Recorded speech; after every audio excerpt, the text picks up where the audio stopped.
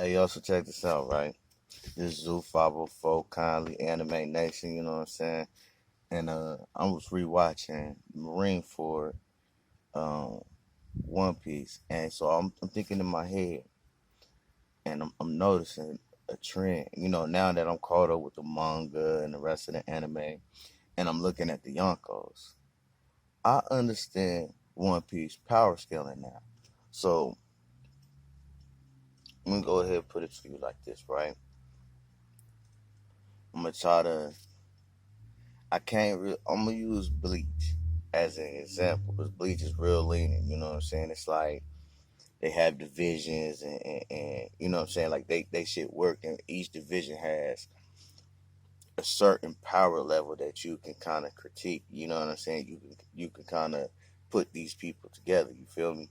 So I'm gonna put it to you like this. Alright, regular Marines, regular pirates, right? Just the run of the mill Marine and pirates. They are um they're like Captain Zaraki Squad 11 bunch.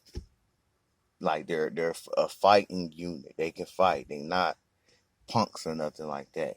But they don't have no power. They don't have no pressure, no spiritual pressure. You get what I'm saying? So they're fodder in one word. You get what I'm saying? But then we get up to Luffy and them, right? Like Luffy and the Supernovas. They are more like Goatee 13 captains with an array of powers, but their power level or spiritual level is almost equal, if not the same. Um,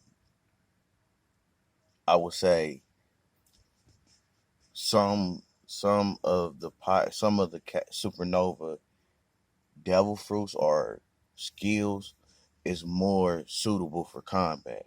So it gives them the edge, and when they battling it out and whatever, you know what I'm saying, it's just more suitable for combat. Luffy devil fruit is real suited for combat when you actually think about what rubber could be used for in a combat sense, compared to like somebody like um Apu, you know what I'm saying, or Big Father. That's not really for combat. You know what I mean? It might be for defense in Big Father's term. That's not combat. You know what I'm saying?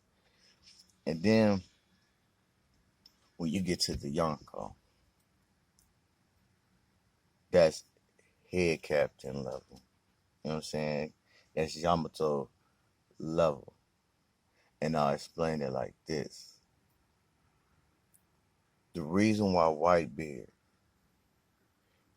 was beatable at Marineford is because he was no longer at Yonko level.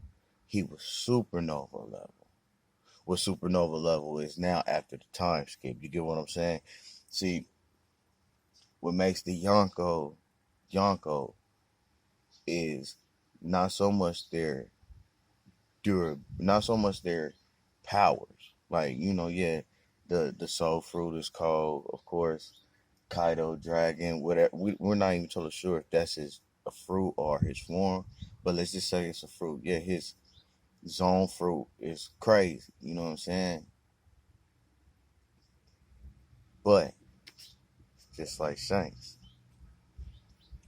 it's their spirit that makes them who they are. They fighting spirit. They hockey.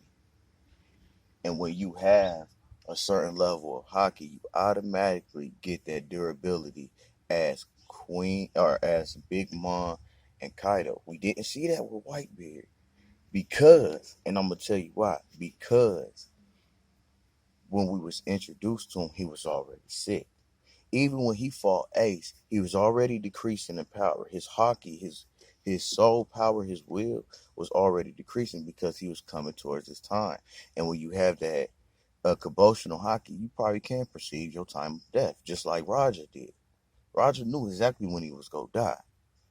You see what I'm saying? It's like a perception. Like even people in real life have some type of understanding of that shit. Like they know, like, okay, I feel it. You know what I'm saying? Like that's a feeling. You know what I mean? So let's just take all of that in consideration, right? So by the time he made it to Marine Corps, Whitebeard was beatable. His hockey was non-existent, and that lets you know how little devil fruit actually matters in the bulk of the story, in the bulk of the powers. Hockey is superior to devil fruits. You see what I'm saying? If anything, devil fruits is a hindrance. But so in saying that, that's all Whitebeard had was natural brute strength, right? Which was crazy, bro. You know what I'm saying? But he didn't have hockey.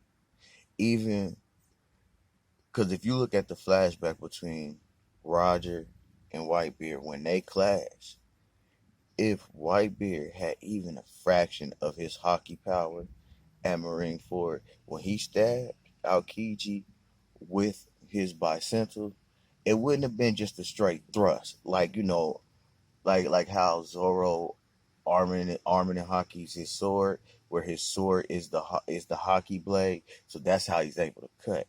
That's not what they're producing. What they're producing is almost like an energy wave, like what Rayleigh did with his hand. So if Whitebeard had his hockey,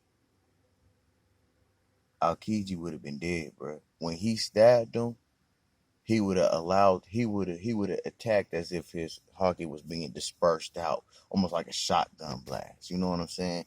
It wouldn't have been just no circle able to save him. Just my input. So yeah, that's what I'm saying. That's why I think that's the only reason why. I mean, of course, we all know Whitebeard was getting sick. Of course, we all know he was getting weaker, but I don't think we understand how much weaker he was when he was at Marine Ford, and how much of a difference it would have been if he was full strength. And if you think about it, there's a reason why the other Yonko crews strength can be so much greater than Whitebeard's. Because if you look at Whitebeard's crew, they're impressive in the sense that they're likable. You get what I'm saying? But they don't really seem like all that crazy dangerous to me. I think the most top nigga was Ace. You know what I'm saying? Like when it came to his combat unit, it was Ace. And we know Ace strength. So the reason why the other Yonko commanders and crew members could have been so much stronger than Whitebeard is because Whitebeard was that much stronger than the other Yonkos. That's my input. Let me know what you think.